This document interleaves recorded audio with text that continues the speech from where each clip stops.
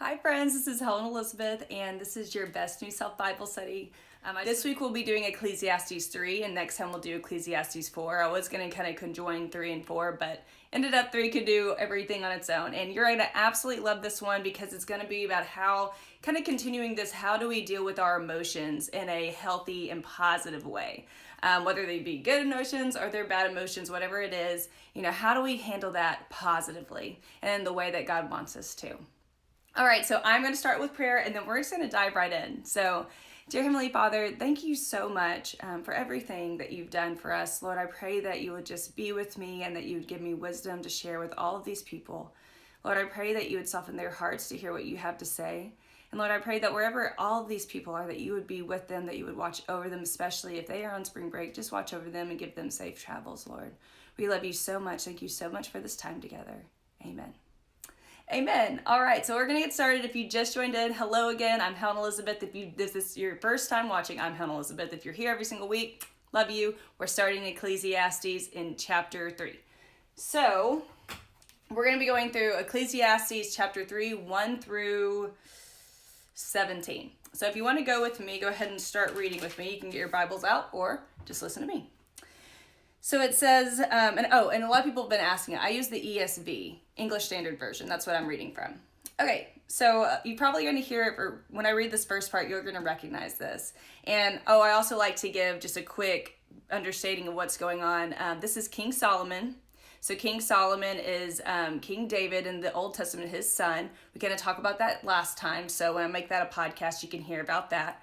But basically, King Solomon has just got everything he wants. He has all the money, all the women, every single thing I guess we could ask for, right? Sorry, I'm pulling my podcast thing up. There you go. But he has everything we could ever ask for as a human, right? And yet he's still not happy and he doesn't understand why, and he's working through that. And last time we realized, he finally said, there is no enjoyment in life without God. Like, that's it. That's all you got. And if you don't, the reason why you're never completely happy with your life is because you're not finding the true basis of enjoyment in Him. You're trying to find that enjoyment in things or items or people. And so therefore, those things are going to let us down and it's never going to make us truly happy, right? Okay, so now we're continuing on. So that was last week. This week, he's talking about a time for everything. So starting with chapter 3, verse 1. For everything there is a season, and a time for every matter under heaven. A time to be born, and a time to die, a time to plant, and a time to pluck up what is planted. A time to kill, and a time to heal. A time to break down, and a time to build up. A time to weep, and a time to laugh. A time to mourn, and a time to dance. A time to cast away stones, and a time to gather stones together. A time to embrace, and a time to refrain from embracing. A time to seek, and a time to lose. A time to keep, and a time to cast away. A time to tear and a time to sow, a time to keep silence and a time to speak, a time to love and a time to hate, a time for war and a time for peace. What gain has a worker from his toil? I have seen the business that God has given to the children of man to be busy with. He has made everything beautiful in its time. Also, he has put eternity into man's heart, yet so that he cannot find out what God has done from the beginning to the end. I perceive that there is nothing better for them than to be joyful and do good as long as they live. Also, that everyone should eat and drink and take pleasure in all his toil. That is God's gift to man.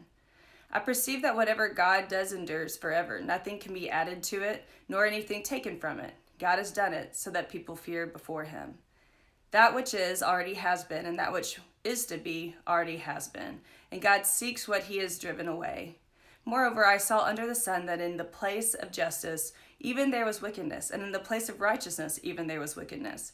I said in my heart, God will judge the righteous and the wicked, and there is a time for every matter and for every work. All right, so that is Ecclesiastes 1 through 17.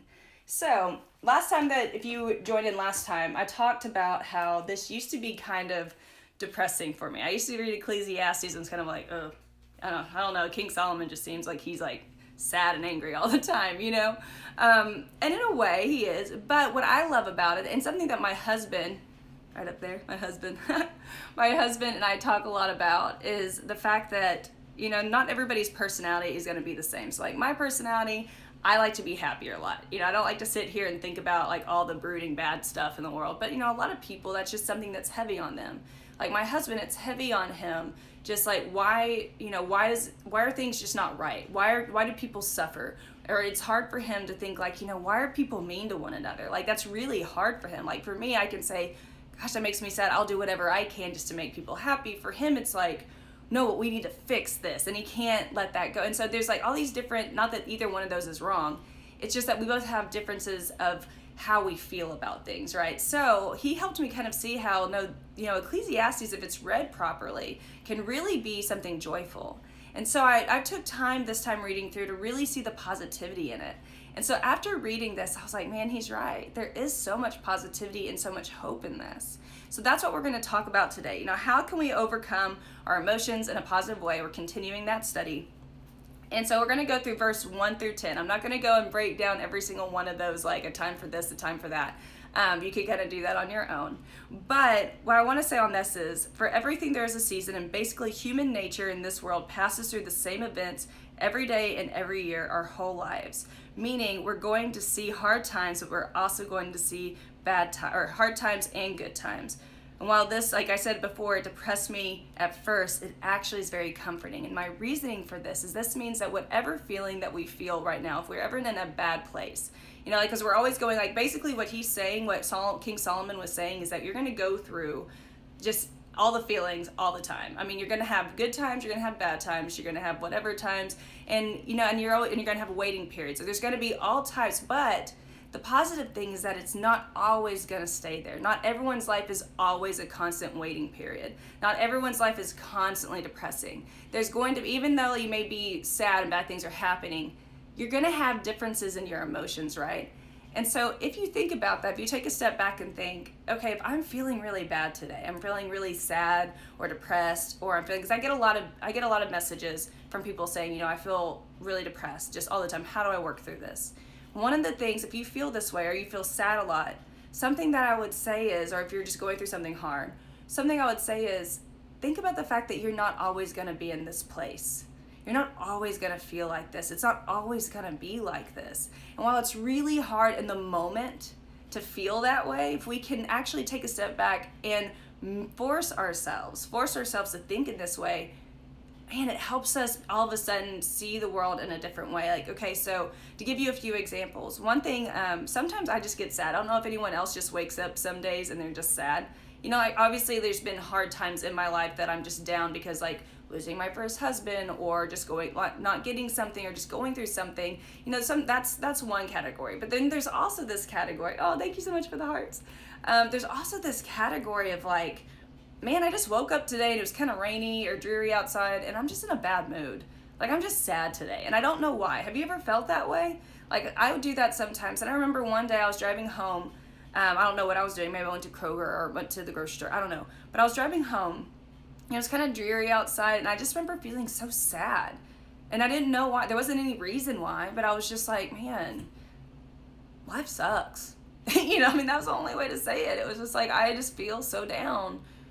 And then I just remember in that moment saying, okay, Helen, why do you feel like this? And I couldn't really explain. I go, okay, Helen, you're not always going to feel this way. You're not always going to feel sad. There's going to be there's going to be a day that it's sunny and you're smiling and you're going to have hang out on a patio with your husband. You're going to be able to hang out with your family, hang out with friends. You're going to be able to just be outside and be happy one day. This is not going to consume me. This isn't going to be my entire life. And if that's the case, my emotions don't have to consume me.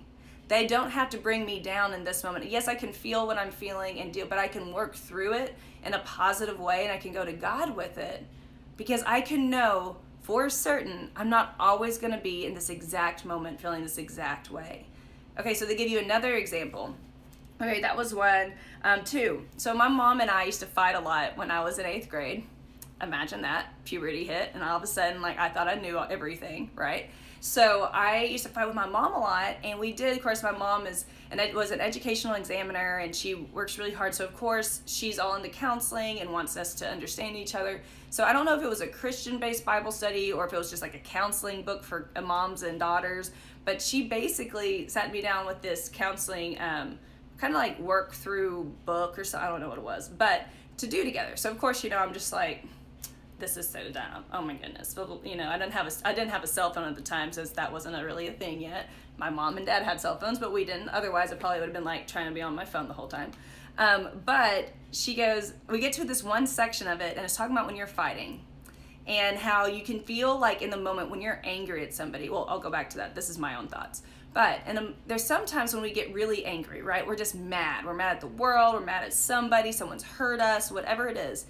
And we can let that all of a sudden consume us, and we'll get so angry and we'll say things we don't mean. We'll do things we don't mean to do because we feel like in that moment, I will always feel this way. It's like your brain's not thinking that, in time I might regret this.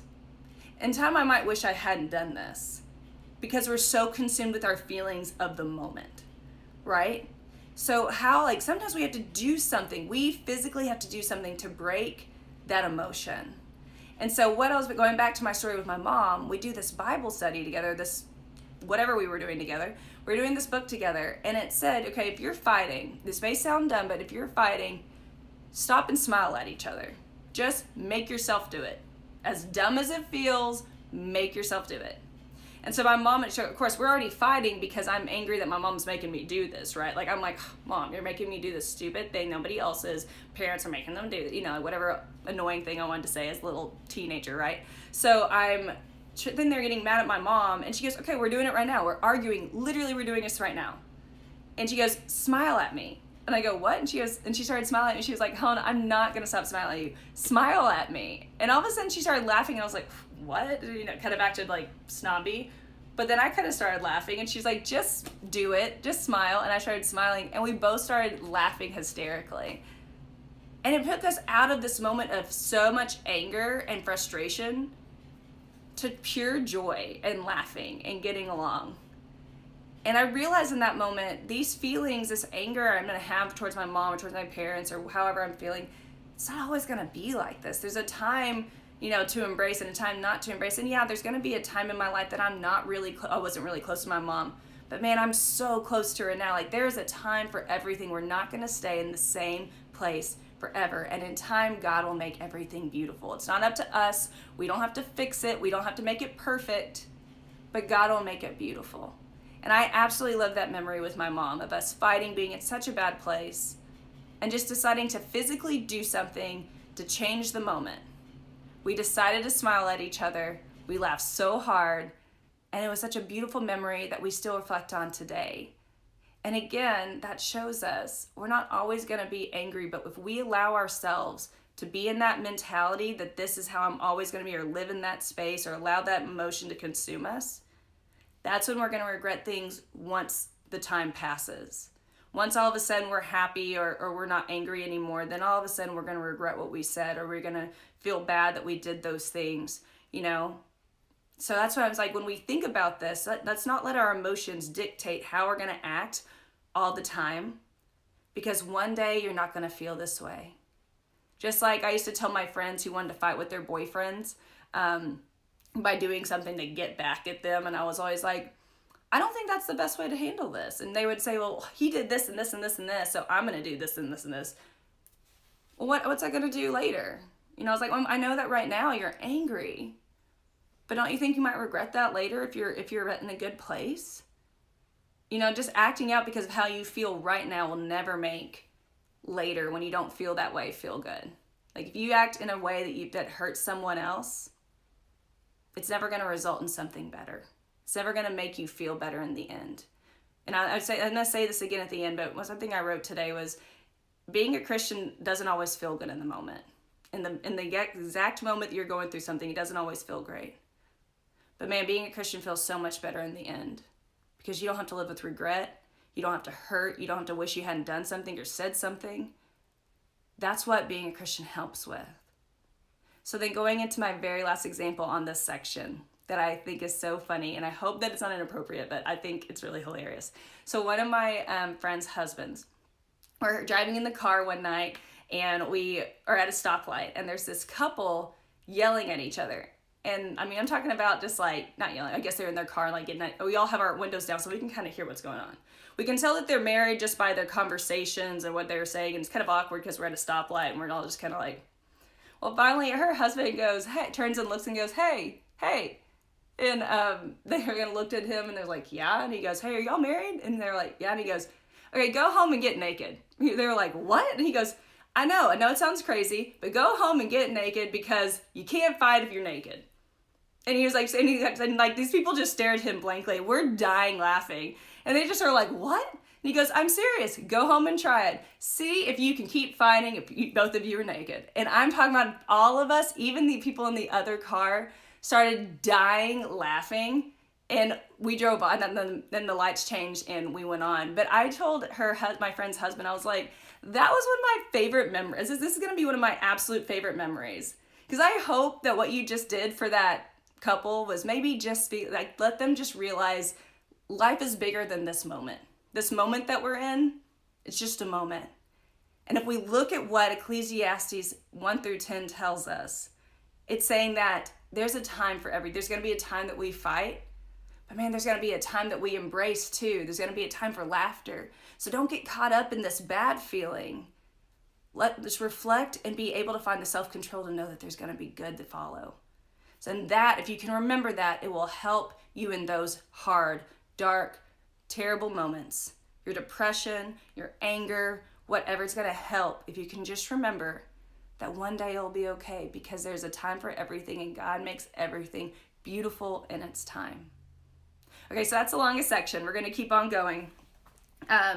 So then for verses 11-14, I said I find this section of verses very comforting, and it kind of plays off what we learned last week. And last week I told you that there's no enjoyment in life without God. But his beautiful gift to us is that we get to eat, drink, and find enjoyment because of the work of our hands, the work he gives us. There's nothing like accomplishing something that was hard to do. There isn't. If you think about it, there's something like so powerful about working hard for something and accomplishing it. No matter how small that is, whether it's just like you're trying to cook for the first time and you didn't burn something, or if you're trying to do yard work, or if it's an actual huge accomplishment, like a job or like a, whatever. Although I will say, if you do gardening, I find that as a huge, huge accomplishment because my green thumb is like constantly brown. I'm and it actually is brown. But no, it really is. Like, I'm not good at gardening. So going on. But I said, be proud of your work. Like God made us to want to toil, to want to work, to want to do these things. That's why sometimes when we think all the time about how we want to just be leisurely and just want to like sit, and there's a time for that, right? There's a time for everything. There's a time to rest, but there's also a time to work hard and to be invested in something. And I think there's sometimes when we're not working hard towards something that we're proud of, then that's another time that we can get really invested in these emotions and get really down and start comparing ourselves to others. It doesn't matter what we're working towards, what accomplishment or how big or little by the world's standards it is. We were meant to work and find enjoyment in that. And when we work and we accomplish something, there's so much growth and so much happiness to be found in that. And not that the accomplishment is supposed to be what makes us feel worthy. I'm not saying that. Like, don't focus on an accomplishment and say, this is my meaning. But I'm saying being able to step back and say, like, wow, I accomplished that with God's help. He allowed me to have this opportunity. He allowed me to have this ability to do this. Wow. When we were working towards something, there's this fire and this drive that allows us to not just sit in our depression and our sadness, not saying that you're not going to feel those emotions sometimes, but there's something beautiful that's found in working and being proud of the work that you're doing with your hands. So that was one thing I wanted to say on that. The other thing was, talked about everything being beautiful in its time.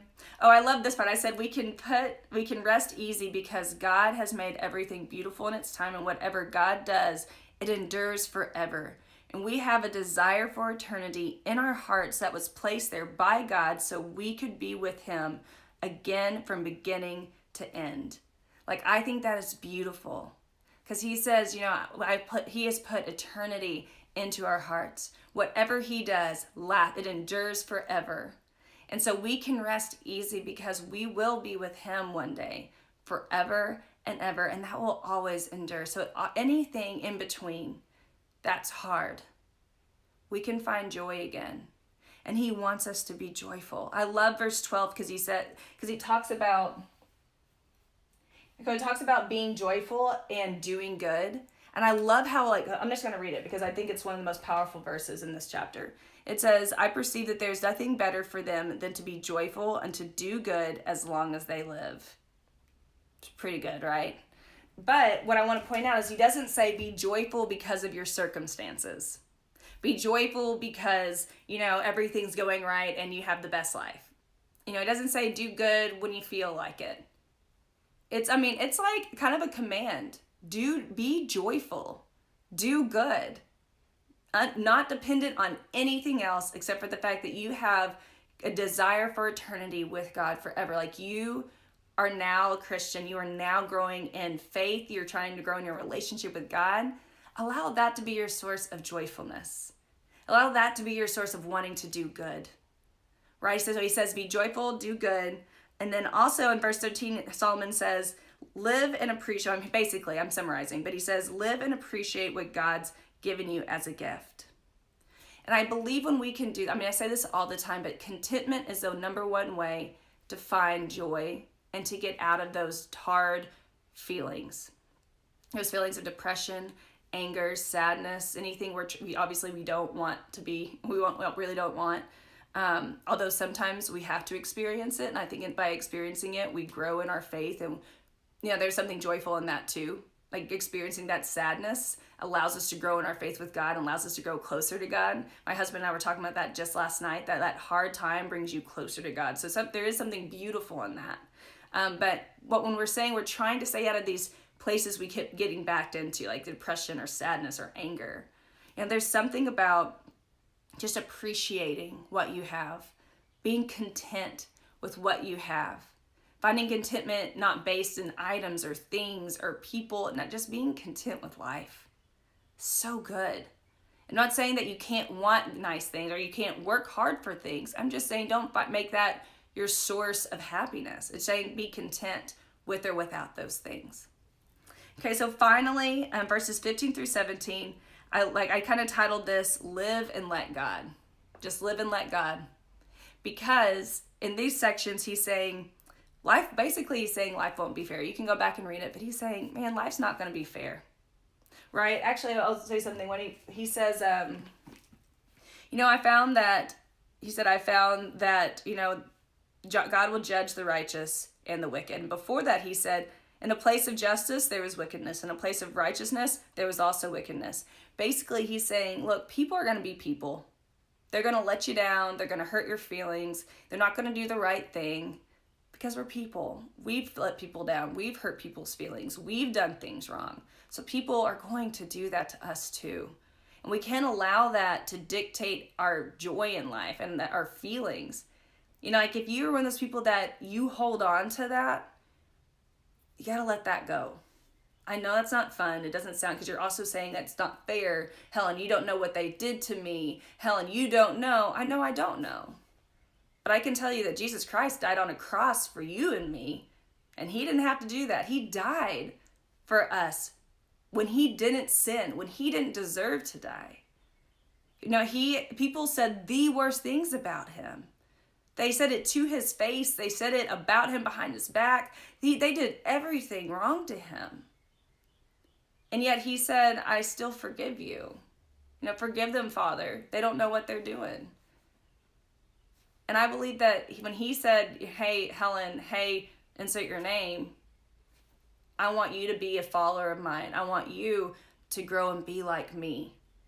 If we're called to be like Christ, I truly believe that means we're called to forgive under all circumstances. I'm not saying continuously go back to somebody if they're not treating you right. I'm not saying that.